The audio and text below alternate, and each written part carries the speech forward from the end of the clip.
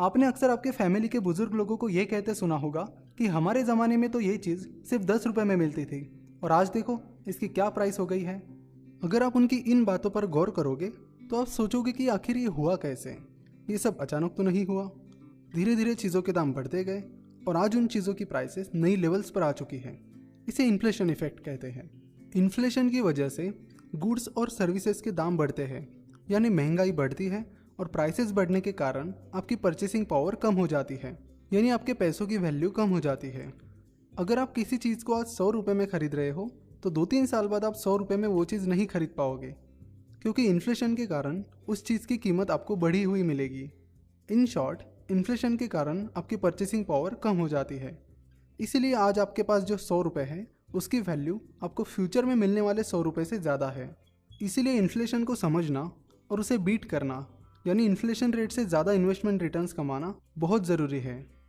अगर आप अपनी सेविंग्स घर में ही रखोगे या सेविंग अकाउंट में रखोगे तो इन्फ्लेशन की वजह से उसकी वैल्यू कम होती चली जाएगी। तब अगर आपके घर के बुजुर्गों ने 100 रुपये वैसे ही घर में रखे होते तो आज उन 100 रुपये की वैल्यू क्या होती ये आपको भी पता है। आज के 100 रुपये की वैल्यू 40-50 साल पहले के 100 रुपये से कई गुना कम है। इससे बचने के लिए आपको अपना पैसा इन्वेस्ट करना होगा और इस तरह से इन्वेस्ट करना होगा कि टैक्स और बाकी चार्जेस पे करने के बाद उस इन्वेस्टमेंट का एनुअल रिटर्न इन्फ्लेशन रेट से ज़्यादा होना चाहिए। फॉर एग्जाम्पल, अगर इन्फ्लेशन रेट 4% है तो आपके इन्वेस्टमेंट ने कम से कम 4 से 5% रिटर्न तो देना ही चाहिए। जब आपकी इन्वेस्टमेंट आपको 4% रिटर्न देगी तो वो होगा आपका ब्रेक इवन पॉइंट। मतलब 4% रिटर्न कमा कर भी आपको ना प्रॉफिट होगा ना ही लॉस, क्योंकि इन्फ्लेशन रेट 4% है। और अगर आपको अपनी इन्वेस्टमेंट पर इन्फ्लेशन रेट से कम रिटर्न मिल रहे हैं तो इनडायरेक्टली आप लॉस में हो। सो इन्फ्लेशन रेट के ऊपर जितना रिटर्न आपको मिलेगा वो आपका रियल रिटर्न रहेगा। तो इन्फ्लेशन को बीट करने के लिए आपको अपना पैसा इस तरह से इन्वेस्ट करना होगा जिससे आपके इन्वेस्टमेंट रिटर्न्स इन्फ्लेशन को आराम से बीट करके आपको अच्छे रिटर्न्स दे सके। इन्फ्लेशन रेट से ज़्यादा रिटर्न्स पाने के लिए आप अलग अलग इन्वेस्टमेंट इंस्ट्रूमेंट्स में इन्वेस्ट कर सकते हो, जैसे कि exchange traded funds, real estate, stock market, mutual fund etcetera.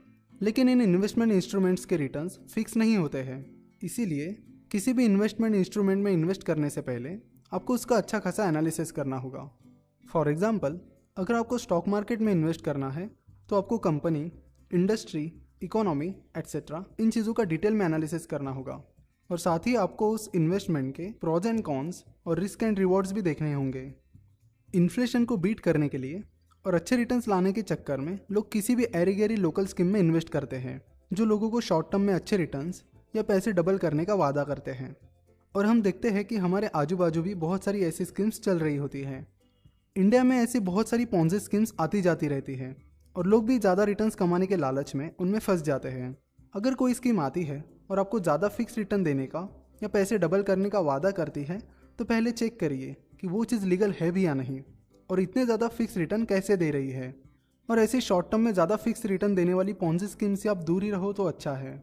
तो इस सीरीज़ में हम स्टॉक मार्केट को कवर करने वाले हैं और आगे चलकर हम म्यूचुअल फंड और दूसरे इन्वेस्टमेंट इंस्ट्रूमेंट्स को भी कवर करेंगे।